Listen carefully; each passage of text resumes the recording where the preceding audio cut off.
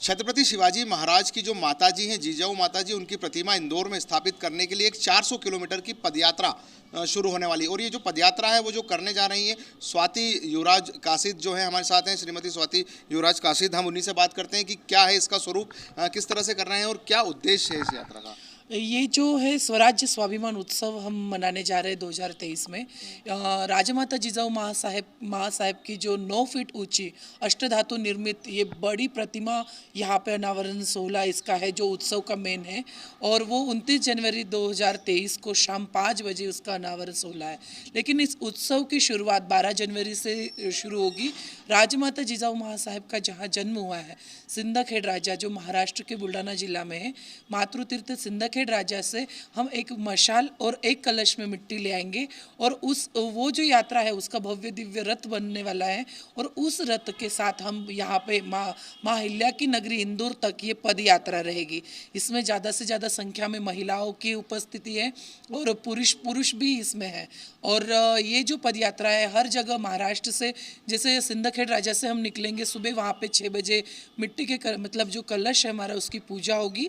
और वहाँ से हम सिंदखेड राजा से देऊळगाव राजा, देऊळगाव मही, चिखली, बुल्ढाना, मलकापूर, मोताळा, मुक्ताईनगर, इच्छापुर, बरहानपुर, खंडवा, ऐसे होते हुए सिमरोल होते हुए हम इंदौर पहुँचेंगे। तो ये यात्रा आएगी इंदौर 27 तारीख को।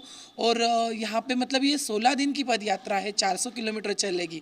और इसमें जो है हर जगह अलग अलग ठिकान, मतलब जैसे महाराष्ट्र में हम 4 मुख्य अलग अलग प्रोग्राम, उसमें अलग अलग सांस्कृतिक प्रोग्राम रखे गए हैं। 12 तारीख को ही जिजाऊ माता का जन्म है, तो देऊळगाव राजा में वहाँ पे कीर्तन गौरी ताई की मुखारविंद से वहाँ पे कीर्तन जिजाऊ के ऊपर रखा है।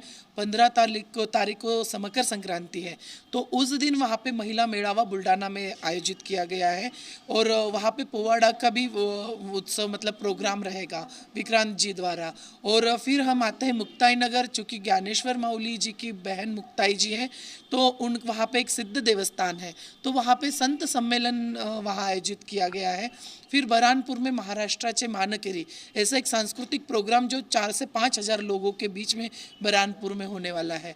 और उसके बाद फिर नर्मदा मैया के तट पे वहाँ पे भजन संध्या आयोजित की गई है। सिमरोल में मल्हारी भगवान के ऊपर जागरण गोंधल का प्रोग्राम। और फिर जिस दिन हम 27 को यहाँ इंदौर में आएंगे, उस दिन भव्य यात्रा निकलेगी, नगर भ्रमण पद यात्रा।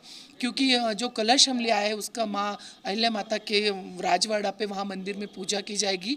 फिर तत्पश्चात दोपहर में 12 बजे हम पद यात्रा स्टार्ट करेंगे। और अहिल्या माता मतलब राजवाड़ा से राजमाता जिजाऊ चौक, जो 3 पुलिया के नाम से जाना जाता था, अब उसका नाम राजमाता जिजाऊ चौक हो गया है। तो जो राजमाता जिजाऊ जो है उनके इस जो प्रोग्राम में सभी जितने भी उस समय के जो राजा महाराजा हुआ करते थे, शिवाजी महाराज के समकक्ष जो थे, उनके सभी परिवार के लोग भी शामिल होने वाले हैं। ये यात्रा मतलब भव्य दिव्य होगी। और 29 तारीख को जो मूर्ति अनावरण है, जो स्वर्णिम क्षण है, उस दिन छत्रपति शिवाजी महाराज के जो वंशज है राजे छत्रपति संभाजी राजे, ये भी उस दिन उत्सव में रहेंगे। और तंजावर से पेशावर तक जो भगवा था, उसमें जो तंजावर के राजा है राजे शिवाजी राजे भोसले 13वें वंशज है, वो भी इस उत्सव में रहेंगे। और राजमाता जिजाऊ महासाहेब के जो वंशज है सिंदखेड राजा से राजे शिवाजी राजे जाधव, ये भी 29 के उत्सव में आएंगे। और हमारे मतलब जो राजशाही परिवार से हम बात करें तो ज्योतिरादित्य सिंधिया जी ग्वालियर से, देवास घराने से, बड़ौदा से और धार से, और इन राजघरानों से भी आएंगे। और सबसे मेन बात जो हम जहाँ जिस नगरी में रहते हैं अहिल्या माता की नगरी में, तो होलकर राजघराने से भी उस दिन हमारे साथ इस उत्सव में शामिल रहेंगे। ये ऐतिहासिक उत्सव होने वाला है, क्योंकि बहुत साल मतलब आप अगर सर्च करोगे तो मुझे लगता है बाजीराव पेशवे जी के बाद में इतने राजघराने एक साथ इकट्ठा एक स्टेज पे आएंगे। ये ऐतिहासिक क्षण रहेगा जिजाऊ।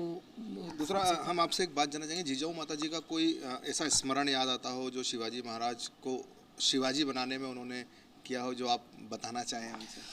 मैंने अभी इंदौर में 175 बैठकें मैंने ली है जो महिलाओं को एक्चुअल में ये हमने संकल्प ही लिया था कि सिर्फ मूर्ति अनावरण नहीं करना, हमें जिजाऊ कौन है सबके मन में आना चाहिए, सबके मन में बैठना चाहिए कि सबसे पहले तो जिजाऊ ने जो मतलब उनकी माता है हिंदवी स्वराज्य का जिन्होंने सपना देखा था वो थी राजमाता जिजाऊ माँ साहेब।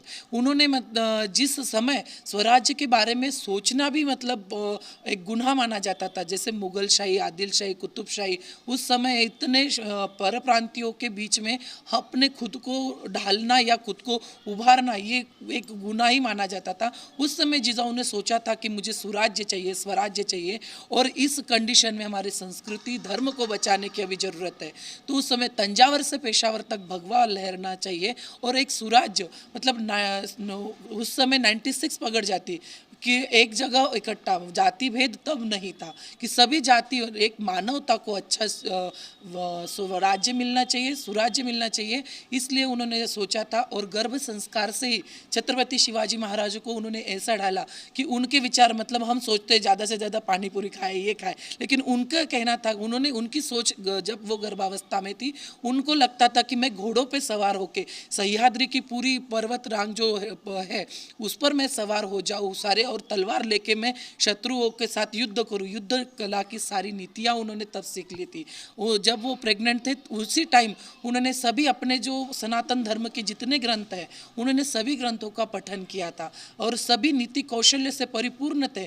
तब जाके छत्रपति शिवाजी महाराज के जो हम गुण मानते हैं कि कुछ जगह वो कठोर दिखते हैं तो वो मतलब अपने स्वराज्य के लिए, स्वराज्य के लिए एकदम कठोर है, और जिस जगह वो मतलब कोमल भी दिखते हैं और जो उनकी अगर हम युद्ध कौशल्य कहे, गनिमी कावा कहे, उनकी नीतियाँ कहे, मैनेजमेंट कहे, तो ये सब उनकी बाल संस्कार की वजह से इतना हुआ है। हाँ, मतलब जिस तरह से जिजाऊ माता जी ने उनकी परवरिश की थी, जिस तरह से शिवाजी महाराज ने अपना पूरा की पूरा जो उनका शासन काल था उसमें काफ़ी सभी समाज, सभी धर्म के लोग जो है शामिल हुआ करते थे। जी, सभी धर्म के लोग यहाँ पे शामिल थे। अगर जाति भेद, मैंने जैसे कहा 96 पगड़ जाति उनके साथ में थी और उनके मतलब वहाँ पे ऐसा कुछ भी नहीं था हिंदू, मुस्लिम और महाराष्ट्रियन फैमिली, क्योंकि हर किसी को लगता है अभी मध्य प्रदेश में हम रहते हैं तो यहाँ पे एक बच्चे से मैंने क्वेश्चन किया कि आप शिवाजी महाराज के बारे में क्या जानते हो, तो उसने सिर्फ इतना बोला, एक लड़की ने जो ग्रेजुएट हो चुकी थी उसने बोला Shivaji was the emperor of Pune, he is not emperor of only Pune, he is emperor, वो हिंदवी स्वराज्य के संस्थापक थे। तो वहाँ पे कोई वो सिर्फ मराठा या महाराष्ट्र के लिए सीमित नहीं है, पूरे हिंदवी स्वराज हिंदुस्तान के मतलब जिन्होंने नींव रखी कि अपना राष्ट्र बचना चाहिए, देश बचना चाहिए, सभी धर्म का इसमें सहभागिता थी और सुराज्य स्वराज्य वैसे ही अच्छा था। मतलब जो माता जी ने उन्हें संस्कार ये भी दिए थे जो उसमें उनके पूरे कार्य। जी, उनके संस्कार तो इतने मतलब ये थे कि अगर मुगल के कोई किला उन्होंने जीता है तो मुगल राजा भी, एम्परर भी, वो ये मतलब उसको ये गारंटी थी कि अगर मेरी महिलाएं उनके पास है, मतलब वो उनके भी उनके इसमें है तो वो सिक्योर है, मतलब उनकी सुरक्षित है, इतनी गारंटी तो दुश्मन भी लेता था। तो ये संस्कार कहीं झलकते और मात्र 13 वर्ष की आयु में ही छत्रपति शिवाजी महाराज को 13 भाषाओं का ज्ञान और 32 विद्याओं में वो पारंगत हुए थे। उनकी माता, गुरु और मार्गदर्शक राजमाता जिजाऊ माँ साहब थे। जिस तरह से आपने देखा, इन्होंने बताया कि राजमाता जिजाऊ जो माता जी हैं जिनकी वजह से शिवाजी थे, अब शिवाजी की जो है माता जी को जो है हम ये कहें कि वो तो पहचानी जाती हैं, लेकिन उनकी पहचान को या उनकी याद को ताज़ा करने के लिए जो है ये 400 किलोमीटर की यात्रा चलने वाली है, जिसमें पैदल चलेंगी जो स्वाति युवराज कासिद जो है श्रीमती, और इस यात्रा को जो है हम ये कहें कि ये एक ऐतिहासिक यात्रा महाराष्ट्र से मध्य प्रदेश तक होने वाली है। इंदौर से 91 न्यूज़ 9 के लिए मैं समीर खान।